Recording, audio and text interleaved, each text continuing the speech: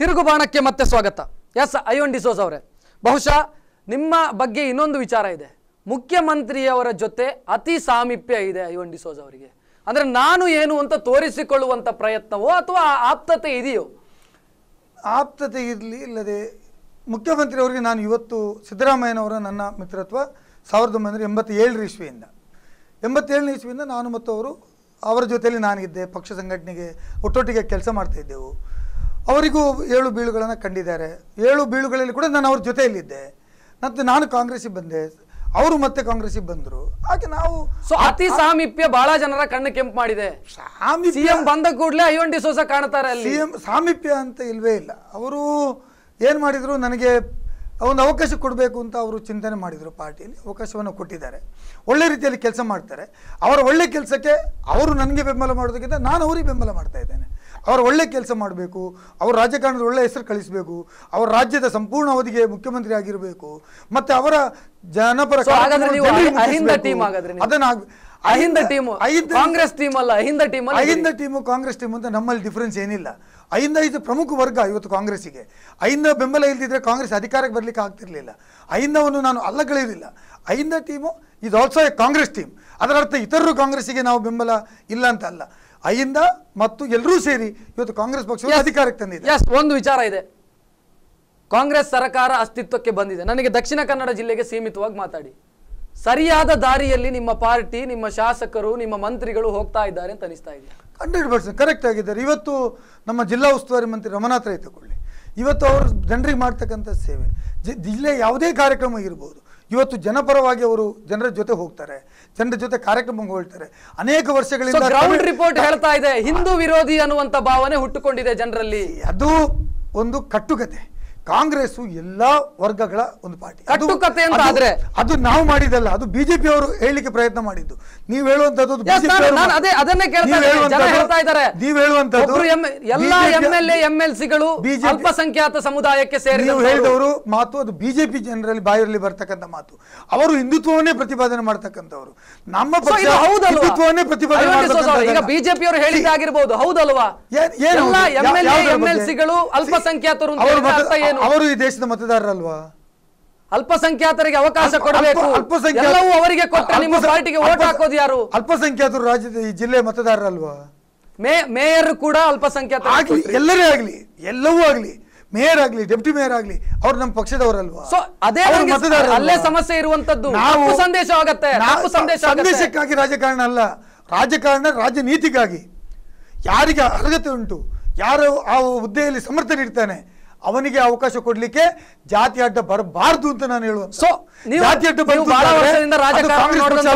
ಐವನ್ ಡಿಸೋಜ್ ಅವರು ಬಹಳ ವರ್ಷದಿಂದ ರಾಜಕಾರಣ ನೋಡಿದಂತವ್ರು. ಜಾತಿ ಅನ್ನುವಂಥದ್ದು ಕೆಲಸ ಮಾಡೇ ಮಾಡತ್ತೆ. ಜಾತಿ ಮಾಡ್ಲಿ, ಕಾಂಗ್ರೆಸ್ ಪಕ್ಷ ಇದು ತಪ್ಪು ಸಂದೇಶ ಕೊಡುತ್ತೆ, ತಪ್ಪು ಸಂದೇಶ ಅಲ್ಲ. ಇದರಿಂದ ನಮ್ಮ ಜಾತೀಯತೆ ಪಕ್ಷ ಅಂತ ನಾವು ಏನು ಹೇಳ್ತೇವೆ, ಸೆಕ್ಯುಲರ್ ಪಾರ್ಟಿ ಅಂತ ಹೇಳ್ತೇವೆ. ಏನು ಸೆಕ್ಯುಲರಿಸಂ ದೇಶ ಇದೆ, ಸಂವಿಧಾನ ಇದೆ.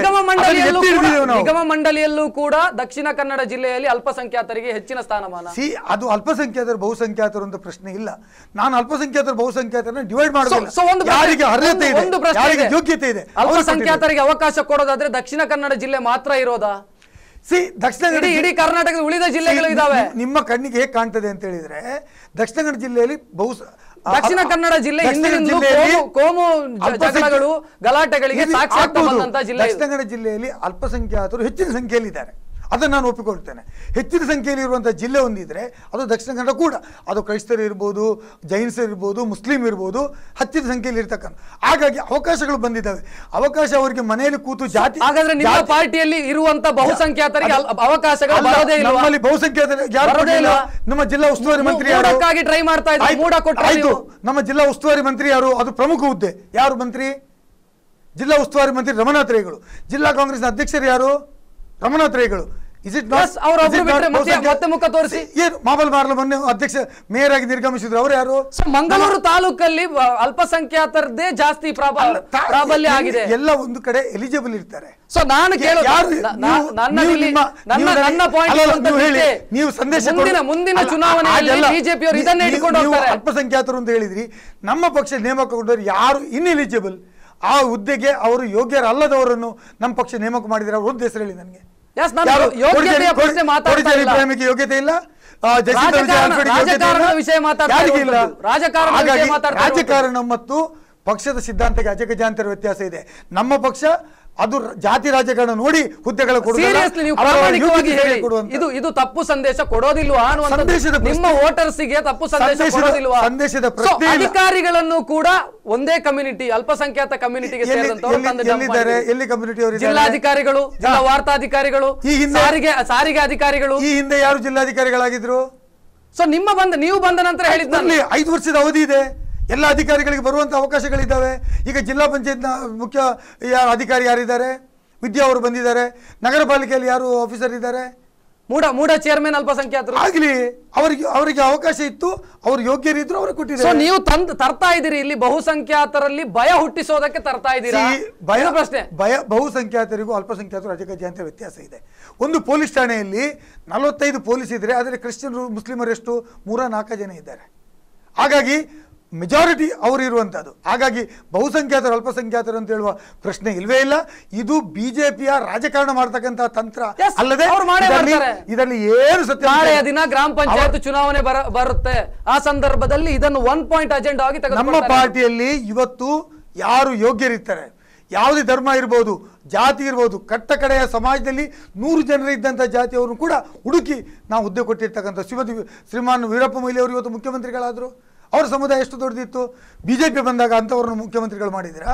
ಸತೀಶ್ ಶೆಟ್ಟರನ್ನು ಮಾಡಿದಿರಿ, ನೀವು ಸದಾನಂದ ಗೌಡರನ್ನು ಮಾಡಿದಿರಿ, ನೀವು ಯಡಿಯೂರಪ್ಪರನ್ನು ಮಾಡಿದಿರಿ, ನೀವು ದಕ್ಷಿಣ ಕನ್ನಡ ಜಿಲ್ಲೆಗೂ ವ್ಯತ್ಯಾಸ ಇದೆ.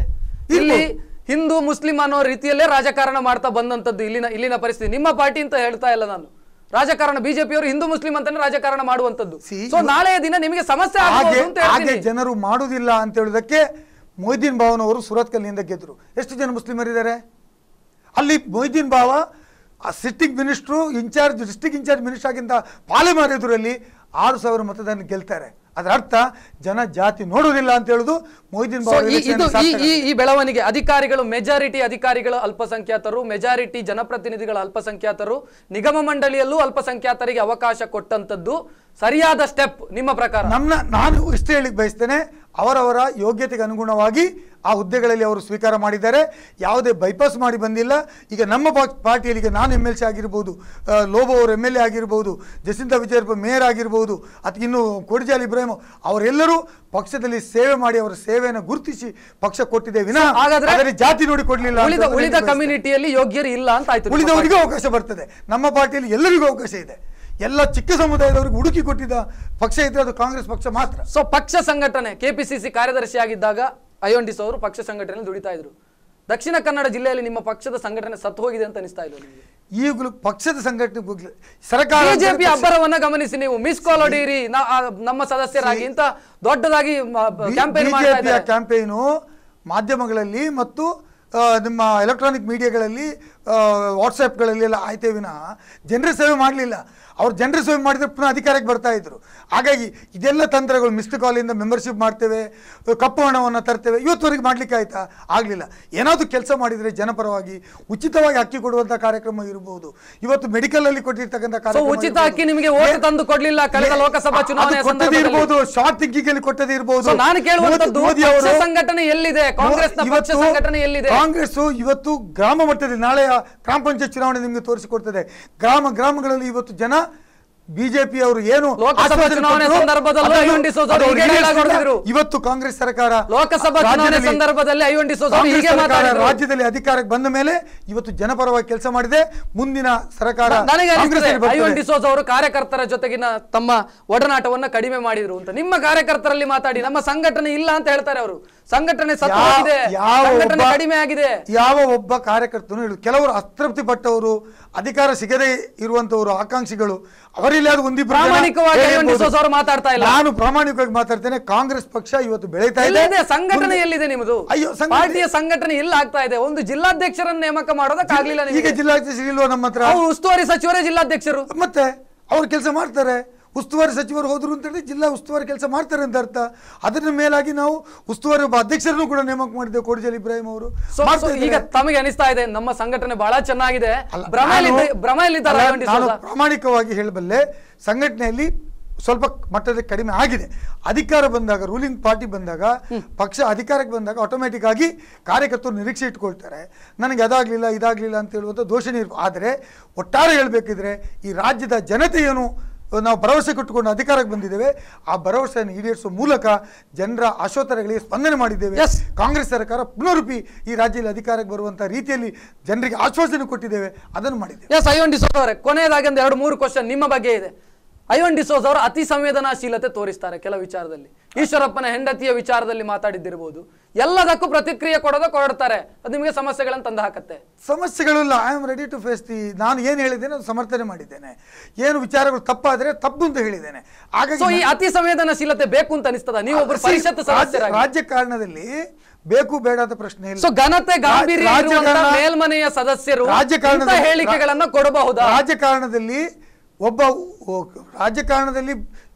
ಈಶ್ವರಪ್ಪನಿಗೆ ಕೊಡ್ಲಿಕ್ಕೆ ಆಗುದಂತಾದರೆ ಒಬ್ಬ ವಿರೋಧ ಪಕ್ಷ ನಾಯಕನಾಗಿ ಒಬ್ಬ ಪರಿಷತ್ ಸದಸ್ಯನ ಅವ ಹೇಳಿದ ಹೇಳಿಕೆಗೆ ಪ್ರತಿಕ್ರಿಯೆ ನೀಡುವ ಯೋಗ್ಯತೆಯೂ ನಮಗಿಲ್ಲ ಅಂತಾದ್ರೆ ನಾವು ವಿಧಾನ ಪರಿಷತ್ ಸದಸ್ಯರಾಗಲಿಕ್ಕೆ ಯೋಗ್ಯರಲ್ಲ ಅಂತ. ನಿಮ್ಮ ಅತಿ ಸಂವೇದನಾಶೀಲತೆ ಈಗ ಒಬ್ಬ ವಿರೋಧ ಪಕ್ಷದ ನಾಯಕನು ಕೊಡುವಂತ ಹೇಳಿಕೆಗೆ ನನಗೆ ಪ್ರತಿ ಹೇಳಿಕೆ ಕೊಡುವ ಶಕ್ತಿ ನಮಗೆ ಇಲ್ಲದಿದ್ರೆ ನಾವು ವಿಧಾನ ಪರಿಷತ್ ಸದಸ್ಯರಾಗಲಿಕ್ಕೆ ಯೋಗ್ಯರಲ್ಲ. ದೊಡ್ಡ ದೊಡ್ಡ ನಾಯಕರೇ ಮಾತಾಡ್ಲಿಲ್ಲ, ನೀವು ಅವರು ಮಾತಾಡ್ತಾರೆ. ಅವರು ಊಟ ಮಾಡುದು ನಾನು ಊಟ ಮಾಡುದು ಒಂದೇ ತಟ್ಟೆಯಲ್ಲಿ ಅಲ್ಲ. ಅವರು ಅವರಕ್ಕೆ ಮಾಡ್ತಾರೆ, ನಾನು ನನ್ನ ಮಾಡ್ತಾರೆ. ನನ್ನ ರಾಜಕಾರಣದಿಂದ ನಾನು MLC ಆಗಿದ್ದೇನೆ, ಅವರು ರಾಜಕಾರಣ ಮಾಡಿ ಅವರು ಮಿನಿಸ್ಟರ್ಗಳಾಗಿದ್ದಾರೆ. ರಿಕ್ಷಾ ದರದ ವಿಚಾರದಲ್ಲಿ ರಾಜಕಾರಣ ಮಾಡಿದ್ರು ಐವನ್ ಡಿಸೋಜ? ಏನಿಲ್ಲ, ನಾನು ವಿಚಾರವಾಗಿ ಹೇಳಿದ್ದೇನೆ.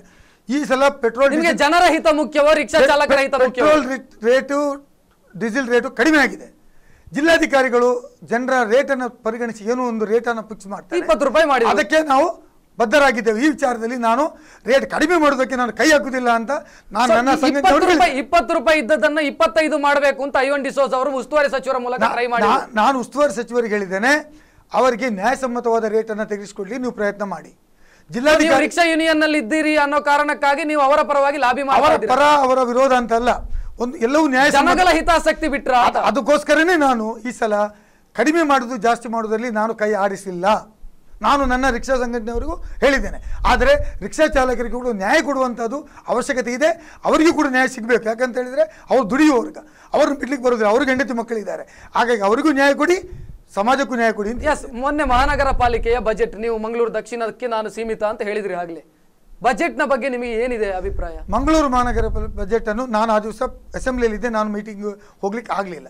ನನಗೆ ಬಜೆಟ್ನ ಬಗ್ಗೆ ಏನು ಸ್ವಯಂ ಘೋಷಿತ ಆಸ್ತಿ ತೆರಿಗೆಯನ್ನು ಹೆಚ್ಚು ಮಾಡಿದ್ರಿ. ನೀವು ಕೊಟ್ಟ ಭರವಸೆ ಏನಾಯ್ತು? ನಾವು ಅದು ಭರವಸೆ ಕೊಟ್ಟು ನೀವು ಕೊಟ್ಟಂತ ಪ್ರಣಾಳಿಕೆಯಲ್ಲಿದೆ ಮಂಗಳೂರು ಮಹಾನಗರ ಪಾಲಿಕೆ ಚುನಾವಣೆಯಲ್ಲಿ ಎಲ್ಲ ಹೋಯ್ತು. ಅದು ಎಲ್ಲಿಯೋ ಒಂದು ಕಡೆ ನಮ್ಮ ತಪ್ಪಾಗಿದೆ ಅಂತ ನನಗೆ ಅನಿಸ್ತದೆ. ನಾವು ಪ್ರಣಾಳಿಕೆಯಲ್ಲಿ ಮಾಡ್ತಾ ಸಂದರ್ಭದಲ್ಲಿ ಅದನ್ನು ಕಡಿಮೆ ಮಾಡಬೇಕು, ಯಾವುದೇ ಕಾರಣಕ್ಕೂ ಏರಿಕೆ ಮಾಡಬಾರದು ಅಂತ ಹೇಳಿದ್ದೆವು. ಜನಗಳಿಗೆ ಮೋಸ ಮಾಡಿ ಅಧಿಕಾರಕ್ಕೆ ನಾವು ಸ್ವಯಂ ಘೋಷಿತ ಆಸ್ತಿ ತೆರಿಗೆಯನ್ನು ಸಂಪೂರ್ಣ ತೆಗೆದಾಕ್ತೇವೆ ಅಂತ ಹೇಳಲಿಲ್ಲ, ಹೆಚ್ಚು ಮಾಡುವುದಿಲ್ಲ ಅಂತ ಹೇಳಿದ್ದೇವೆ. ಏನು ಎವ್ರಿ 3 ಇಯರ್ಸ್ಗೆ 10% 15% ಜಾಸ್ತಿ ಮಾಡ್ತೇವೆ, ಅದಕ್ಕೆ ನಾವು ಕಡಿವಾಣ ಆಗ್ತೇವೆ ಅಂತ ಹೇಳಿದ್ದೇವೆ. ಅದು ಇನ್ನೂ ನಾವು ಅದಕ್ಕೆ ಬದ್ಧವಾಗಿದ್ದೇವೆ. ಅದಕ್ಕೂ ಇನ್ನೂ ನಾವು ಬದ್ಧವಾಗಿದ್ದೇವೆ. ಇವತ್ತು ನಗರಾಭಿವೃದ್ಧಿ ಇಲಾಖೆಯವರು ಹೇಳಿದ್ದಾರೆ ನೀವು ಅದನ್ನು ವಸೂಲು ಮಾಡಬೇಕು ಅಂತ. ನಾವು ಅದನ್ನು ಅಪೀಲ್ ಮಾಡ್ತಾ ಇದ್ದೇವೆ. ನಾವು ಅದನ್ನು ಒಪ್ಪುವುದಿಲ್ಲ. ಯಾವುದೇ ಕಾರಣಕ್ಕೂ ಜನರಿಗೆ ಹೆಚ್ಚುವರಿ ಮೋಸ ಮಾಡಿ ಅಧಿಕಾರ ಪಡ್ಕೊಂಡದ್ದಾಗ ಮೋಸ ಪ್ರಶ್ನೆ ಈಗ ವಾಸ್ತವವಾಗಿ ನಮ್ಮ ಜನಪರವಾಗಿರ್ತಕ್ಕಂಥ ಕಾಳಜಿ ನಾವು ಖಂಡಿತ ಇವತ್ತಿನ ಕೂಡ ನಾವು ಬದ್ಧರಾಗಿದ್ದೇವೆ. ನಾವು ಏನು ಮಾತು ಹೇಳಿದ್ದೇವೆ ಆ ಮಾತನ್ನು ಉಳಿಸಿಕೊಳ್ಳಿಕ್ಕೆ ಬದ್ಧರಾಗಿದ್ದೇವೆ. ನಾವು ಹೆಚ್ಚಿಗೆ ಮಹಾನಗರ ಪಾಲಿಕೆ ನಿಮ್ಮ ಕಾಂಟ್ರಿಬ್ಯೂಷನ್ ಏನು? ನೀವು ಇಬ್ಬರು ಮಂಗಳೂರು ದಕ್ಷಿಣದಲ್ಲಿ ಒಬ್ರು ಶಾಸಕರು, ಒಬ್ರು MLC, ಏನ್ ತಂದ್ರಿ ನೀವು ಬಜೆಟ್ ಅಲ್ಲಿ? ಏನ್ ತಂದು ಕೊಟ್ರಿ? ನಾವು ಬಿಜೆಪಿ ಇರುವಾಗ 100 ಕೋಟಿ ಯಡಿಯೂರಪ್ಪನವರ ಕಾಲದಲ್ಲಿ ಬಂತು. ಇವತ್ತು ನಾವು ಕೂಡ ಅದಕ್ಕೆ ಪ್ರಯತ್ನವನ್ನ ಮಾಡಿದ್ದೇವೆ. ಮಂಗಳೂರಿಗೆ 100 ಕೋಟಿ ಸುಮಾರು 3 ಬಾರಿ ಬಂದಿದ್ದಾವೆ. ನಾವು 4ನೇ ಬಾರಿ ತರಬೇಕು ಅಂತ ಪ್ರಯತ್ನದಲ್ಲಿ ಇದ್ದೇವೆ. ಈ ಬಾರಿ ಕೇಂದ್ರ ಸರ್ಕಾರದವರು ಬೆಳಗಾವಿಗೆ ಕೊಡ್ತಾರೆ, ಗುಲ್ಬರ್ಗಕ್ಕೆ ಕೊಡ್ತಾರೆ. ಕೇಂದ್ರ ಸರ್ಕಾರದವರು ತಮ್ಮ ಬಜೆಟ್ ನಲ್ಲಿ 30 to 35% ರಾಜ್ಯಕ್ಕೆ ಕೊಡುವಂತಹ ಅನುದಾನವನ್ನ ಕಟ್ ಮಾಡಿದ್ದಾರೆ. ಕೇಂದ್ರ ಸರ್ಕಾರದ ಬಜೆಟ್ ಬೆಳಗಾವಿಗೆ ಕೊಡೋದಕ್ಕಾಗತ್ತೆ, ಅಲ್ಲಿನ ರಾಜಕಾರಣಿಗಳು ತಗೊಳ್ತಾರೆ, ಆಗೋದಿಲ್ವಾ? ಅಲ್ಲಿ ಹಿಂದೆ ಕೊಟ್ಟಿರ್ಲಿಲ್ಲ, ಈಗ ಕೊಟ್ಟಿದ್ದಾರೆ. ನಮ್ಮ ಬಸ್ ಸ್ಟ್ಯಾಂಡ್ಗೆ ಅನುದಾನ ಇಲ್ಲ. ನಮ್ಮ ಜಿಲ್ಲೆಗೆ ನಾವು ಪುನಃ ಪಂಪಲ್ ಬಸ್ ಸ್ಟ್ಯಾಂಡ್ಗೆ ಅನುದಾನ ಇಲ್ಲ. ಅದಕ್ಕೆ ಅನುದಾನ ಬೇಡ, ಅದಕ್ಕೆ ಬೇರೆ ದುಡ್ಡನ್ನ ನಾವು ಸಾಲ ರೂಪದಲ್ಲಿ ತಂದು ಆ ಪ್ರಾಜೆಕ್ಟ್ ಅನ್ನ ಮಾಡ್ತಾ ಇದ್ದೇವೆ. ಸೊ ನೀವೀಗ ಮಹಾನಗರ ಪಾಲಿಕೆ ಏನು ಆಡಳಿತದಲ್ಲಿ ಇದ್ದೀರಿ, ಜನಗಳ ಆಶೋತ್ತರಗಳಿಗೆ ಸ್ಪಂದಿಸ್ತಾ ಇದ್ದೇವೆ ಅಂತ ಹೇಳ್ತಾ ಮಾಡ್ತೇವೆ. ಇನ್ನು 4 ವರ್ಷ ಇದೆ, 1 ವರ್ಷದ ಅವಧಿ ಪೂರೈಕೆ ಮಾಡಿದ್ದೇವೆ. ಜನರಿಗೆ ಏನು ಭರವಸೆ ಕೊಟ್ಟಿದ್ದೇವೆ, 5 ವರ್ಷಗಳ ಕಾಲ ಅವಕಾಶ ಕೊಟ್ಟಿದ್ದಾರೆ. 5 ವರ್ಷದೊಳಗಡೆ ಜನರ ಬೇಡಿಕೆಯನ್ನು ನಾವು ಈಡೇರಿಸ್ತೇವೆ, ಅಧಿಕಾರಕ್ಕೆ ಬರ್ತೇವೆ. ಎಸ್, ಐವನ್ ಡಿಸೋಜ ಅವರ ತಿರುಗುಬಾಣ ಕಾರ್ಯಕ್ರಮದಲ್ಲಿ ಭಾಗಿಯಾದ್ರಿ, ಧನ್ಯವಾದಗಳು. Thank you. ಎಸ್, ಇದು ಈ ವಾರದ ತಿರುಗುಬಾಣ ಕಾರ್ಯಕ್ರಮ. ಮುಂದಿನ ವಾರ ಮತ್ತೊಬ್ಬ ಅತಿಥಿಯೊಂದಿಗೆ ನಾನು ನಿಮ್ಮನ್ನು ಭೇಟಿ ಮಾಡ್ತೀನಿ. ಅಲ್ಲಿವರೆಗೆ ನಿಮ್ಮೂರಿನ ನಿರಂತರ ಸುದ್ದಿಗಾಗಿ ನೋಡ್ತಾ ಇರಿ ಸ್ಪಂದನ.